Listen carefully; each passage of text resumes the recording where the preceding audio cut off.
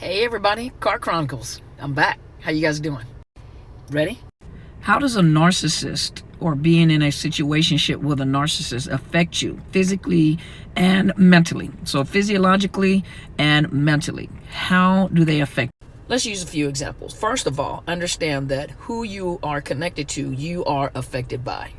Let's talk about the barometric pressure, which is the atmospheric pressure that surrounds us on a daily basis. The atmospheric pressure or the barometric pressure drops whenever there is a bad weather on its way or storm on its way. So the air pressure will drop, right?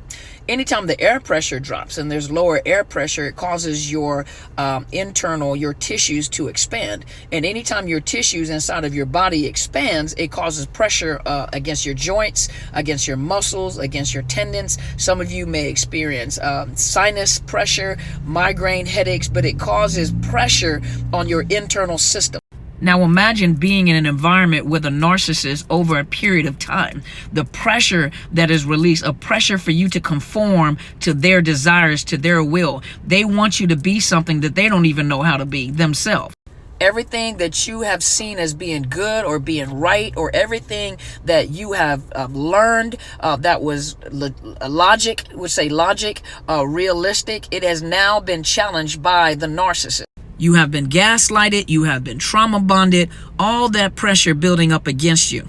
And some of you struggle with the cognitive dissonance. The cognitive dissonance is when you know logically, for example, smoking. You know, smoking on one hand is making you feel better, is putting nicotine in your system, is keeping you from being hungry. It is a coping mechanism. You are smoking and you're getting a relief. But on the other hand, you have seen emphysema, you have seen the issues and the results of smoking, you have seen cancer, you've seen people die of lung cancer, you've seen the negative results, but on your internal, you are having this struggle. It's called cognitive dissonance. You have an internal struggle with the emotions resulting, or the addiction that comes from the nicotine versus the logic that you know you need to stop. So you come up with your own logic or your own reason in order to keep you from falling apart, basically to give you some type of balance in there. I'm just going to smoke on the weekends, or I'm just going to go and I'm going to take out the methadol,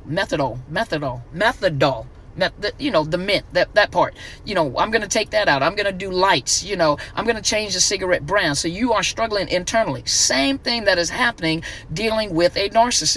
And they're putting so much pressure on you that your stomach starts getting cortisol buildup. Your stomach starts getting bigger. Now, for some of you guys that like to eat, that's not cortisol, that's food. But for some of you guys that are under constant pressure, that cortisol buildup in your body. Now, tune in for part 2. Car Chronicles, part 2. How does the narcissist affect you physiologically and psychologically, or vice versa? So we were talking about the barometric pressure, which is the atmospheric pressure, which is similar to what the narcissist has pulled you into their world. Remember, a narcissist has pulled you into their dysfunctional world, and so now you are under pressure to conform to their world. They'll do anything they possibly can for you to change your perspective and change your narrative. They'll do whatever they can. They're going to try to change your narrative and change your perspective. That's why so many people that have gotten involved with a narcissist has changed the things that they have said or things that they have thought for a long, long time. They'll defend that narcissist whatever way they possibly can. They have become a flying monkey. Another way that you're affected. A lot of you guys are constantly anxious, constantly walking on eggshells with them because they do whatever they can to inflict fear. Now, some of you guys, I ain't scared of him, I ain't scared of her. No, but you're constantly under pressure and constantly under anxiety. That's what anxiety is, fear, because of the fact that you know that they will act a fool. They'll do things to try to embarrass you, this yelling and screaming, keeping you up all night. Well, if you're lacking sleep, you know that if you're lacking sleep, it also messes with your judgment. It also affects your judgment. It affects your reactionary time. And they do this because they know that if they can wear you out, they can get you to conform with what they're saying. And some of the stuff that they get you to conform to is just ridiculous. And a lot of you guys deal with anger, unresolved anger. You've even coming out of the situationship, have been away from the situationship, and you struggle with anger. But guess how anger affects your body? Unresolved anger can turn into rage, and anger releases adrenaline in your body. It increases your blood pressure. It causes your heart to beat faster. And when you have unresolved anger and you're constantly living with all this adrenaline pumping in your system, it also tightens your muscle, because the adrenaline is telling your body that we got to do something. We got to do something. Normally, people get adrenaline released in their bodies in order to do something, fight, flight, or freeze. But if you're living like this at all times, especially with a narcissist, you have to remember that the adrenaline is being pulled away from the major organs and going into your muscles, because it's telling you got to do something. You got to run. You got to pick up something. You got to fight. You got to do something. And you're constantly living. It's like the valve is constantly open, and you're constantly in fight, flight, or freeze mode. That is part of PTSD. And if that much adrenaline is pumping in your system, how is it affecting your major organs? So now you're constantly angry because you're dealing with this narcissist, and it's affecting your body. It's causing high blood pressure, migraine headache, gastrointestinal issues. It is fatiguing your adrenal system, heart palpitations, tightening of the chest, puts you at risk for heart disease, higher risk for strokes. Go to part 3. Car Chronicles, part 3. How does being in a narcissistic relationship affect you psychologically and physiologically? So being under that type of stress and having your body taxed, your immune system is being compromised. And your immune system, you need your immune system to fight off simple things like colds. But then you'll notice also, not only do you have anxiety problems or your adrenaline is overpumping, you're also dealing with depression. And depression can have an effect on your body as well. Lack of sleep or insomnia or oversleeping, chronic fatigue, weight loss, weight gain, obesity, diabetes, diarrhea, constipation, inflammation. And some of you guys are dealing with autoimmune deficiencies. So the inflammation is making it even worse, because it's bothering your joints, it's bothering your stomach. You're having digestive issues. Some of you have nausea. Some of you even have vomiting, stomach pain, spinal issues, back problems, neurological problems, headaches, migraines. Have you ever noticed that when you become really stressed, and if you have like problems in your back, in your spinal cord, like say some people have degenerative disc disorder. Now, according to medical, if you read medical research, the average person, most people have degenerative disc disorder as they get older. The disc in your back starts to degenerate. Not everybody has pain with it, but some people do have pain with it. And you'll notice that the higher your stress is, or the more you're stressed, you start feeling it in your spine. You start feeling it in your back. It's like you start having back spasms. You start having nerve issues, like nerve spasms along your back. You may even feel the, of course, you know, with depression and stress, you feel the tension headache, you feel the stress in your neck. Those of you with PTSD, you'll notice that some of that pain will be distributed to your back area.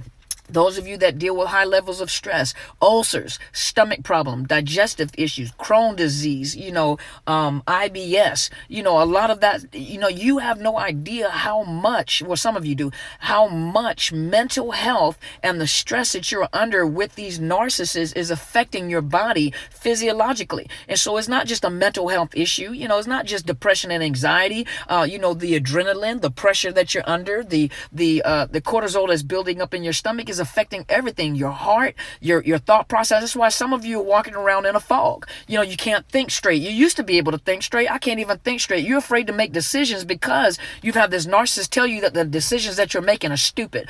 So you don't even have the confidence to make decisions, and then you ask people like, does that make sense? Is that right? You're looking for affirmations. You're looking for confirmation. But you're more powerful than you think you are. The pressure that's on the inside of you can push against the pressure that's on the outside of you. What were you doing before you met them? You're not as weak as they make you seem. Go to part 4, the last part. Car Chronicles. How does a narcissist affect your psychological and physiological health, basically? So this is part 4, last part. The last thing that I wanted to say is you have to remember that you're stronger than what you think you are. They look for you because they found strength that they wanted. It's almost like they wanted to get into your skin and become you. And when they realized they couldn't do it, or they realized that you have flaws or faults, things that we're human, we're not perfect, and they put you on this pedestal and they pursued you because there was stuff that they found in you, or things that they found, or attributes, or, things in you that was just powerful to them. And that's what they came after. It doesn't matter what your socioeconomic status is. It doesn't matter what you think you look like. Some of you guys didn't have a problem with your appearance until you got with the narcissist. They made you feel bad about it because it was something maybe that, they were impressed by in the first place. And so anything that they come after you or talk about, or, they spend a lot of time trying to down you about, is those things that they felt was relevant to them in the first place. Those are the things that are a good quality about you. So don't worry about whether you're educated, whether you're not educated, whether you're smart, whether you can read, whether you can't read. It doesn't matter. They found some quality in you that they wanted, and that's what they pursued. You're much more powerful than you think you are. You have ideas, you have gifts, you have talents. I said this before, and you can make money off of that. You'd be surprised. We make money off of talking. Didn't know that when my dad used to tell me when I was young, be quiet, you talk too much, and I tell him, I said, Daddy, now look, I be talking and stuff. I be talking and making money off of talking. I pay my bills off of talking. So don't be surprised at the things that are inside of you that you have not discovered yet. Healing is a process. It takes time to heal. Stop rushing yourself. Stop looking at other people that have been through it and you want to be where they're at. You don't know how long it took for them to get to where they're at. And there's some people that pretend to be healed are not really healed. They're still pursuing this narcissist through helping other people. They want to get back at them. They make videos to get back at them. And you can, and people are not dumb. People can tell. It's you guys are not dumb. Trust me, you guys are not a dumb tribe. You are very, very intelligent people. You had to be intelligent if you survived something like the narcissist that gaslighted you, that make you feel like you were stupid in the first place, that made you feel crazy. The gaslighting made you feel crazy, that crazy making, and you survived and didn't lose your mind. You don't have a straight jacket on. You're not in a mental institution. You can do this. Stop telling yourself what you can't do. And it's hurting so bad. Absolutely. And you're going to get through it. Stick with us and you're going to get through this. We're here for you, and you can do this. I promise you can do this. We did it. You can too.